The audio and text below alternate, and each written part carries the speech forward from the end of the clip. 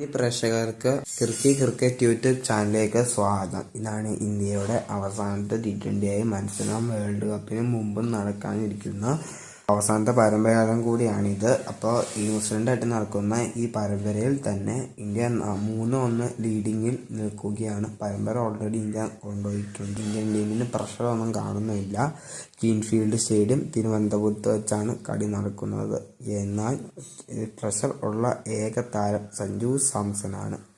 അദ്ദേഹം ഈ പരമ്പരയിൽ ആകെ എടുത്തിരിക്കുന്ന അദ്ദേഹത്തിന് ഉയർന്ന സ്കോർ 24. അദ്ദേഹം മൊത്തം എടുത്തിരിക്കുന്ന സ്കോർ 40 റണ്ണാണ് 4 കളികളിൽ നിന്ന്. അദ്ദേഹത്തിന് നല്ലൊരു പ്രഷറാണ് ഇപ്പം നിലവിലുള്ളത്. അദ്ദേഹം കളിച്ചാൽ മാത്രമായിരിക്കും ഈ ഒരു കളി അത്യാവശ്യം 50 റണ്ണ് എടുത്തില്ലെങ്കിൽ അദ്ദേഹത്തിന് T20 പ്ലേയിങ് 11 വേൾഡ് കപ്പിൽ പ്ലേയിങ് 11 നഷ്ടപ്പെടാൻ വരെ സാധ്യതയുണ്ട്. അപ്പോൾ നമുക്ക് ടീമിലെ നോക്കുവാണെങ്കിൽ തന്നെ വലിയ മാറ്റമൊന്നും ഉണ്ടാകാൻ സാധ്യതയില്ല. വൈസ് ക്യാപ്റ്റൻ അക്ഷർ പട്ടേൽ ചെറിയ ഉൾക്കുണ്ടായിരുന്നു. അത് 2 കളി കളിച്ചിട്ടില്ല. എന്നാൽ അത് മാറിയിട്ടുണ്ട്. എന്നാൽ റിസ്ക് എടുക്കാൻ സാധ്യതയില്ല. അതുകൊണ്ട് തന്നെ അദ്ദേഹം ഈ വരാൻ പോണ കളിയിലും കളിക്കാൻ സാധ്യതയില്ല. കൂടാതെ നിഷാൻ കിഷാൻ അദ്ദേഹത്തിന് ചെറിയ ഉൾക്കുണ്ടായിരുന്നു. എന്നാൽ അത് മാറി ഇപ്പോൾ പുതിയ ഫിറ്റായിരുന്നു കഴിഞ്ഞ ഓഡിയൻസ് പറഞ്ഞിരുന്നു. എന്നാൽ തന്നെ അതിപ്പോൾ ഫൈനൽ റിസൾട്ട് ഡോക്ടറിന്റെ ഭാഗത്തു നിന്ന് കേട്ടാൽ മാത്രമായിരിക്കും അദ്ദേഹം ഇന്ന് കളിക്കാൻ സാധ്യതയുള്ളത്.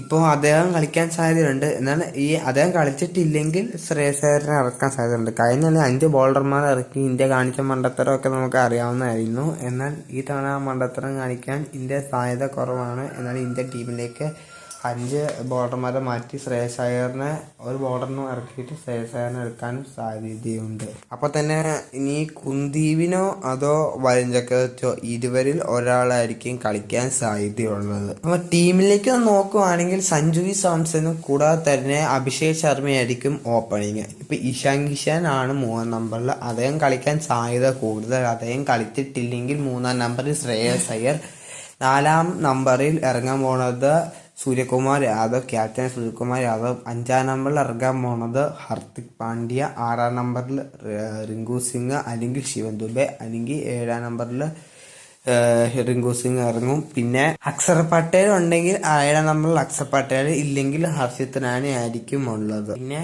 അർഷദീപ് സിംഗ്, ജസ്പ്രീത് ബുംറ അല്ലെങ്കിൽ വരുൺ ചക്രവർത്തി ഉണ്ടെങ്കിൽ വരുൺ ചക്രവർത്തി, അല്ലെങ്കിൽ കുൽദീപ് യാദവ്. ഇരുവരിൽ ഒരാളായിരിക്കും ടീമിൽ കയറാൻ സാധ്യതയുള്ളത്. അപ്പൊ ന്യൂസിലൻഡിന്റെ ഭാഗത്ത് നിന്ന് നോക്കുവാണെങ്കിൽ അവർ ജിമ്മി നീഷത്തിന് ഒരു അവസരം നൽകുമെന്നാണ് ഫാൻസ് നോക്കുന്ന ഒരു കാര്യം. അപ്പൊ അവരുടെ ഒരു പ്രോബബിൾ പ്ലേയിങ് 11ലേക്ക് നോക്കുവാണെങ്കിൽ Finn Allen, Devon Conway, Sachin Ravindra, Daryl Mitchell, Glenn Phillips, Mark Chapman, Mitchell Santner, captain സാക്സ് ഫോക്സ് അല്ലെങ്കിൽ ജിമ്മി നീഷ്യം.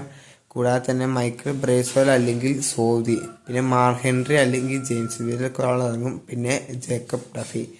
ഓപ്പണിങ്ങിൽ ചിലപ്പെങ്കിലും ഡെവൻ കോൺവേ കാണാൻ സാധ്യത കുറവാണ്. അദ്ദേഹത്തിന് പകരം എത്താൻ പോകുന്ന താരമായിരിക്കും ഉള്ള താരമാണ് ടിം സൈഫേർട്ടാണ് അവർ ഒപ്പം ഉള്ളാവുക.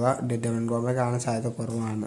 ഇതിനു മുമ്പ് ഗ്രീൻഫീൽഡ് സ്റ്റേഡിയത്തിൽ വെച്ച് ഇന്ത്യ 2 കളി കളിച്ചിട്ടുണ്ടായിരുന്നു കഴിഞ്ഞ 2 വർഷങ്ങളായിട്ട്. 22-23. 23 ഇന്ത്യ ഒരു ബിഗ് ടോട്ടൽ ചേസ് ചെയ്യാൻ സാധിച്ചിട്ടുണ്ട് ഗ്രീൻഫീൽഡ് സ്റ്റേഡിയത്തിൽ വെച്ച്. 2022 ഇന്ത്യ സൗത്ത് ആഫ്രിക്ക 106 ഓളൗട്ടാക്കി ഇന്ത്യ ഒരു ജയമാണ് നേടിയിരിക്കുന്നത്. അപ്പോൾ നമുക്ക് കാത്തിരിക്കാം സഞ്ജു സാംസൺ തിളങ്ങുമോ, സഞ്ജുവിൻ്റെ പോരാട്ടം.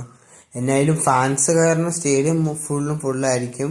കാണികളൊക്കെ സഞ്ജുവിൻ്റെ കളി കാണാൻ വേണ്ടി കാത്തിരിക്കുകയാണ്. ടിക്കറ്റ് കൺസോൾട്ട് നടന്നിരുന്നു. അപ്പോൾ എന്നാലും സഞ്ജു കളിക്കുമോ ഇല്ലയെന്നൊക്കെ നമുക്ക് നേരിട്ട് അറിയാം. അപ്പോൾ ഇത്രയാണ് ഇവിടെ പറയാൻ. ഇഷ്ടപ്പെട്ട ലൈക്ക് ചെയ്ത് അടുത്തിട്ട് പിന്നെ കാണാം.